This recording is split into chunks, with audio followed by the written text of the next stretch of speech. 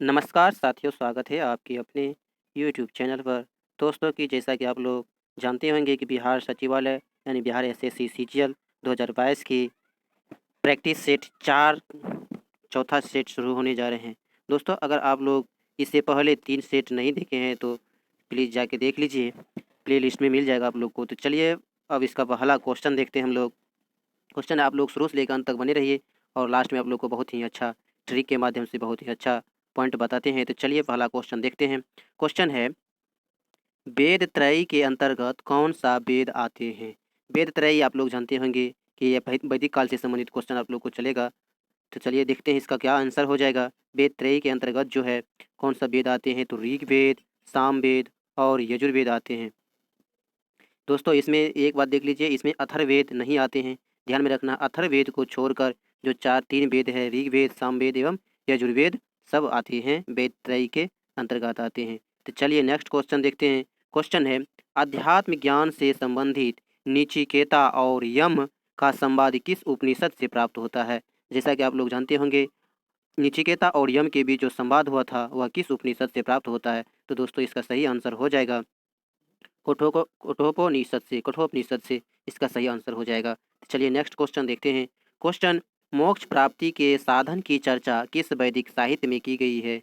तो दोस्तों इसका सही आंसर हो जाएगा उपनिषद में की गई है मोक्ष प्राप्ति की चर्चा। चलिए नेक्स्ट क्वेश्चन देखते हैं। क्वेश्चन है, वर्ण व्यवस्था का सर्वप्रथम विवरण कहाँ से प्राप्त होता है? यानी जैसा कि हम लोग जानते हैं वर्ण वर्ण व्यवस्था पहले होता था और अभी वर्ण के आधार पर जाति का बंटवारा हो गया है। तो उसी तरह से देखते हैं कि वर्ण व्यवस्था का सर्वप्रथम विवरण जो है कहाँ से प्राप्त होता है? तो इसका सही आंसर हो जाएगा ऋग्वेद के 10वें मंडल में जो है वर्ण व्यवस्था का वर्णन है। तो चलिए नेक्स्ट क्वेश्चन देखते हैं। क्वेश्चन है, ईरान से भारत में आर्यों के आने की सूचना किस अभिलेख से प्राप्त होती है? जैसा कि आप लोग जानते होंगे भारत में ईरान से जो आर्य आए थे तो यह किस अभिलेख से प्राप्त होता है? तो दोस्तों इसका सही आंसर हो जाएगा बोगोज कोई अभिलेख से भारत में ईरान से भारत में आर्यों के आने की सूचना मिलती है। तो चलिए नेक्स्ट क्वेश्चन देखते हैं। क्वेश्चन है, उत्तर वैदिक काल में किस क्षेत्र को आर्य संस्कृति की धूड़ी समझा जाता था? यानी उत्तर वैदिक काल में जो है किस क्षेत्र को आर्य संस्कृति की धूड़ी, यानी उस समय का क्षेत्र जो था जो ये आर्य संस्कृति का धूड़ी कहलाता था। तो चलिए देखते हैं इसका क्या आंसर है। इसका जो अंग एवं मगध के क्षेत्र को कहा जाता था। तो चलिए नेक्स्ट क्वेश्चन देखते हैं। क्वेश्चन है, आर्यों की जीविकोपार्जन का मुख्य स्रोत क्या था? आर्यों की वैदिक काल में आर्यों के जीवन का मुख्य स्रोत क्या था? यानी किस चीज़ पर वह निर्भर था जीवन जीने के लिए? तो इसका सही आंसर जो हो जाएगा पशुपालन एवं कृषि दोनों करते थे। तो आप लोग जानते हो कि आर्य जो मुख्यतः कृषि की चारा खोजने के लिए ईरान से भारत आए थे। चलिए नेक्स्ट क्वेश्चन देखते हैं। क्वेश्चन है, ऋग्वेद में उल्लिखित यव शब्द किस कृषि उत्पाद के लिए प्रयुक्त किया गया है? यानी यव शब्द जो है किस कृषि उत्पाद के लिए प्रयुक्त किया गया है? तो यह जो है यव शब्द जौ के लिए किया गया है। तो चलिए देखते हैं नेक्स्ट क्वेश्चन। क्वेश्चन है क्वेश्चन है, ऋग्वेद में सरस्वती नदी को सर्वाधिक पवित्र नदी बताया गया है और इसे किस नाम की संज्ञा दी गई है? तो ऋग्वेद में सबसे अधिक पवित्र जो सर्वाधिक पवित्र नदी थी वह कौन था? सरस्वती नदी को बताया गया है और इसको किस नाम से जाना जाता था? तो चलिए दोस्तों बताते हैं इसका, नदीतमा नाम से और नदियों की माता के नाम से भी प्रसिद्ध थे। नेक्स्ट क्वेश्चन देखिए। क्वेश्चन है, वैदिक काल में द्विज श्रेणी में कौन कौन शामिल थे? यानी वैदिक काल में जो द्विज द्विज श्रेणी थे उसमें कौन कौन शामिल थे? दोस्तों इसका सही आंसर देखते हैं, ब्राह्मण, क्षत्रिय एवं वैश्य जो है द्विज श्रेणी में शामिल थे। तो चलिए नेक्स्ट क्वेश्चन देखते हैं। क्वेश्चन जो है अब भूगोल से चलेगा। भूगोल से क्या चलेगा? चैप्टर मृदा से। तो देखते हैं पहला क्वेश्चन देखते हैं। क्वेश्चन है, भारतीय कृषि अनुसंधान परिषद ने 1986 ईस्वी में देश में मृदा को कुल कितने भागों में बांटा गया है? तो दोस्तों इसका सही आंसर जो हो जाएगा, मृदा को 8 भागों में बांटा गया है। 8 भागों में बांटा गया है। तो नेक्स्ट क्वेश्चन देखते हैं, भारत के सर्वाधिक क्षेत्र में कौन सी मृदा पाई जाती है? यानी भारत के क्षेत्र में जो है सबसे अधिक कौन सी मृदा पाई जाती है? यह जो हो जाएगा जलोढ़ मृदा, जिसको हम लोग कचाड़ी मृदा भी कहते हैं।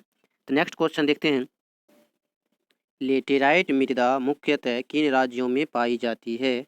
देखिए इसका सही आंसर हो जाएगा कि केरल, कर्नाटक एवं महाराष्ट्र में मुख्यतः पाई जाती है लेटेराइट मृदा। नेक्स्ट देखिए, मृदा की क्षारीयता को कम करने के लिए किसका प्रयोग किया जाता है? और यह क्वेश्चन जो है वेरी वेरी इंपॉर्टेंट है। मृदा की क्षारीयता को कम करने के लिए किसका उपयोग किया जाता है? तो इसका सही आंसर हो जाएगा जिप्सम का। यहाँ देखिए क्षारीयता लिखा हुआ है, क्षारीयता को कम करने के लिए जिप्सम का। तो नेक्स्ट क्वेश्चन देखिए, क्वेश्चन है मृदा की अम्लता को दूर करने के लिए किसका प्रयोग किया जाता है? इसका सही आंसर हो जाएगा लाइम। लाइम या चूना का प्रयोग किया जाता है अम्लता को दूर करने के लिए चूना का। इसके बाद क्षारता का उपयोग, क्षारता को दूर करने के लिए जिप्सम का। तो नेक्स्ट देखिए, क्वेश्चन है पौधे को सबसे अधिक जल किस प्रकार की मृदा से प्राप्त होती है? तो इसका सही आंसर हो जाएगा चिकनी मृदा से। इसका सही आंसर हो जाएगा, जो कि सबसे अधिक जल प्राप्त होता है। तो नेक्स्ट क्वेश्चन देखिए, क्वेश्चन है चाय बागानों के लिए कौन सी मृदा उपयुक्त है?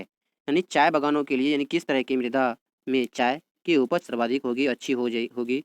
देखिए इसका सही आंसर हो जाएगा चाय की खेती के लिए लेटेराइट मृदा अच्छी मानी जाती है। नेक्स्ट देखिए, नेक्स्ट क्वेश्चन है भारत की मृदाओं में किस सूक्ष्म तत्व की सर्वाधिक कमी होती है?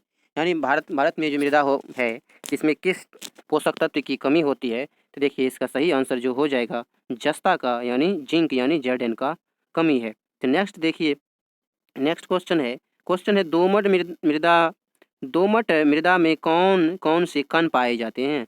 यानी दोमट मृदा जो है इसमें किस किस कण की मात्रा अधिक होती है या किन किन कण होते हैं? तो देखिए इसमें जो है गाद है, मृतिका व रेत के कण पाए जाते हैं दोमट मृदा में। तो नेक्स्ट देखिए, क्वेश्चन है मरुस्थलीय मृदा में किस पोषक तत्व का अभाव पाया जाता है? यानी मरुस्थलीय मृदा जो होता है तो उसमें किस पोषक तत्व का अभाव पाया जाता है? तो दोस्तों इसका सही आंसर हो जाएगा नाइट्रोजन का अभाव पाया जाता है।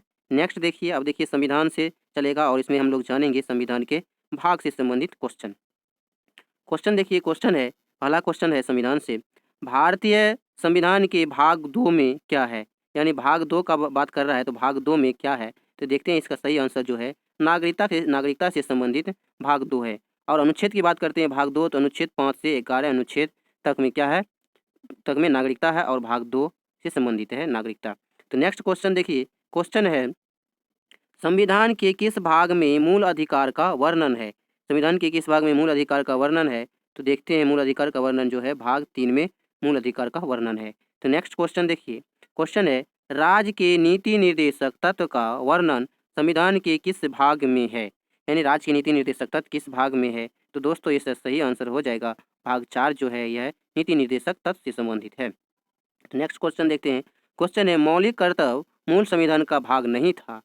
दोस्तों संविधान का ये जो मौलिक कर्तव्य है यह संविधान का मूल संविधान जो था वो उसका भाग नहीं था। इसे किस समिति की सिफारिश पर संविधान में जोड़ा गया? यह जो है संविधान भाग 4 क्या है मौलिक कर्तव्य जो है संविधान के भाग में नहीं था, इसको क्या गया है मूल संविधान में जोड़ा गया है। तो यह किस आधार पर किस संविधान संशोधन के द्वारा जोड़ा गया है? कोई भी चीज़ जोड़ने के लिए संविधान की अहम बैठक होती है और उसमें संविधान संशोधन होता है, तो वह किस संविधान संशोधन के द्वारा जोड़ा गया है? तो दोस्तों 42वें संविधान संशोधन 1976 ईस्वी में जोड़ा गया और यह जो है समिति थी सरदार स्वर्ण सिंह समिति। बहुत ही इंपॉर्टेंट क्वेश्चन है, आप लोग ध्यान में रखिएगा। नेक्स्ट क्वेश्चन देखिए, क्वेश्चन है संविधान के किस भाग में केंद्र शासित प्रदेश का वर्णन है? यानी केंद्र शासित प्रदेश जो है ये किस संविधान के किस भाग में इसका वर्णन है? तो दोस्तों इसका सही आंसर जो हो जाएगा इसके भाग 8 में जो है केंद्र शासित प्रदेश का वर्णन है। तो नेक्स्ट क्वेश्चन देखते हैं, क्वेश्चन है संविधान के किस भाग में संघ और राज्यों के मध्य संबंध का वर्णन है? यानी संघ और राज्य के बीच मध्य जो संबंध का वर्णन है तो वह संविधान के किस भाग में है? तो दोस्तों इसका सही आंसर हो जाएगा भाग 11 में जो है संघ और राज्य के मध्य संबंध का वर्णन है। तो नेक्स्ट क्वेश्चन देखते हैं, क्वेश्चन है निर्वाचन से संबंधित अनुच्छेद संविधान के किस भाग में है? तो यानी निर्वाचन से संबंधित जो अनुच्छेद किस संविधान के किस भाग में है? तो देखते हैं इसका सही आंसर हो जाएगा भाग 15 में जो है निर्वाचन से संबंधित है। अगर अनुच्छेद की बात करते हैं तो 324 से लेकर 329 के क तक जो है यह निर्वाचन से संबंधित अनुच्छेद है, भाग 15 में निर्वाचन है। नेक्स्ट क्वेश्चन देखिए, क्वेश्चन है संविधान के किस भाग में राजभाषा का वर्णन है? यानी राजभाषा हो जाएगा, यहाँ राजभाषा नहीं राजभाषा हो जाएगा, राजभाषा का वर्णन है। तो इसका सही आंसर जो हो जाएगा राजभाषा का वर्णन है भाग 17 में। अगर अनुच्छेद की बात करते हैं तो 343 से लेकर 351 तक जो है यह भाग 17 के अंतर्गत आता है और यह अनुच्छेद जो है राजभाषा से संबंधित है। तो नेक्स्ट क्वेश्चन देखिए, क्वेश्चन है संविधान के किस भाग में सिर्फ एक ही अनुच्छेद है?